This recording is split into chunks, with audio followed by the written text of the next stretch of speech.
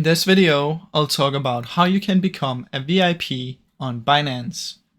Now, a VIP has some benefits and rewards, but it is pretty difficult to become a VIP. The way that you can become a trader VIP, you must meet spot futures or OTC trading volume requirements in the last 30 days and satisfy the minimum count of at least 25 BNB daily average holding requirements. So you can see here there are 9 different levels of VIP. For VIP 1, which is 1 million USD trading volume and over 25 BNB.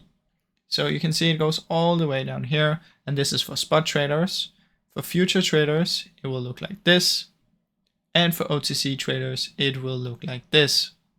And from here you can see the benefits: reduced transaction costs, personalized trading parameters, around-the-clock priority assistance, loyalty rewards, and exclusive event invitations and VIP. So that is basically how it works, guys. Now I really hope you enjoyed this short video. If you did, please leave a like and subscribe, as it helps me out a ton. Thank you so much for watching.